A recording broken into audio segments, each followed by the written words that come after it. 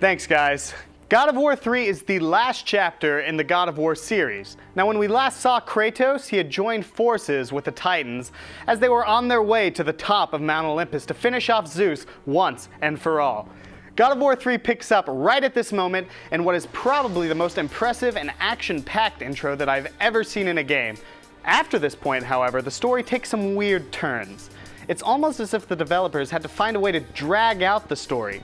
Gaia betrays Kratos and lets him fall into the underworld, where, in usual fashion, he gets stripped from all of his powers and upgrades. From then on, Kratos must slaughter his way back up to the top of Mount Olympus. The betrayal is pretty much what the story is all about. There is also a point in the game in which Kratos decides to rescue a young girl, Pandora, because she reminds him of his daughter, and also because he needs to open Pandora's box.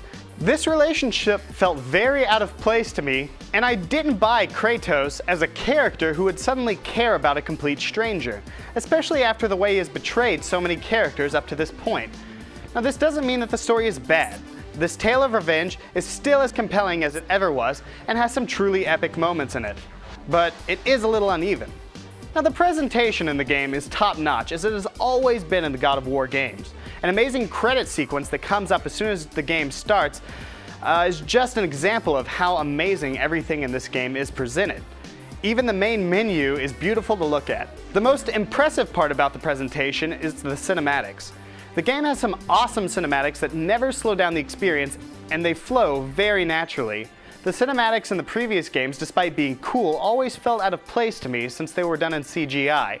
In God of War 3, however, the transitions between cinematics and gameplay are seamless since they are done in the same engine as the gameplay, and the quality does not suffer at all. Speaking of graphics, God of War 3 is easily one of the best looking games ever made.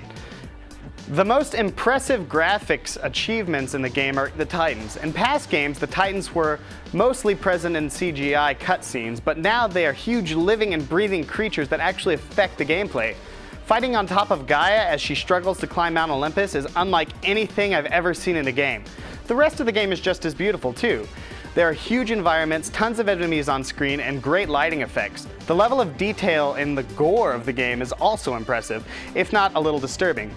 Kratos gets covered in blood after splitting enemies in half. Guts spill out of enemies, and there are even a couple of instances in the game where you experience death from first-person perspectives in which they make the game way more brutal. The soundtrack in the game is great, as usual, featuring many of the original tunes that fans have come to love, and a few new ones. My only complaint about the soundtrack is that it's not as varied as the God of War 2 soundtrack, which was superb. The best part of the God of War games has always been the gameplay, and this one is no different. Not much has changed in the combat, which is actually a good thing since the combat in God of War 2 was already amazing. The Blades of Exile are as fun to fight as they ever were. Combos are easy to pull off but hard to master. There are a few additions to the combat, including a new move which you can use to pull yourself towards enemies, which is very satisfying. There is also a new move called Battering Ram, which is extremely useful when clearing a room of small enemies. There are also a few instances in which Kratos can actually ride on enemies and use them as weapons themselves. One of the big changes in the gameplay is the fact that weapons are now available in the D-pad, which means that they can be switched in the middle of combat and even mid-combo instead of having to pause the game like in God of War 2. This means that magic attacks are now attached to specific weapons, which works perfectly. The best improvement in the gameplay are definitely the puzzles. Puzzles feel like a very natural part of the gameplay instead of just being forced to push a block from point A to point B. Even though God of War is a single-player game, it still manages to have great replay value. The campaign itself is about 10 hours long, or significantly longer if it's played in harder difficulties. Once you finish the game, you can unlock harder difficulties and, more importantly, the challenge mode.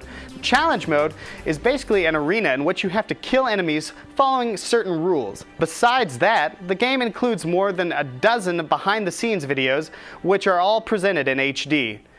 In conclusion, God of War 3 is a superb game that ends Kratos' tale of revenge in a bang. The story is still as epic as ever, but it's still a little uneven at times. 8.0.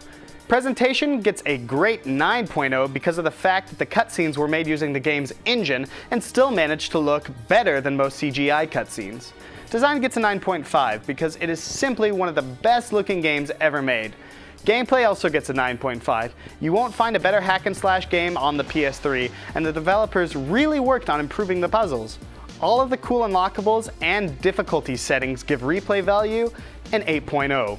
Overall, God of War 3 gets a 9.0.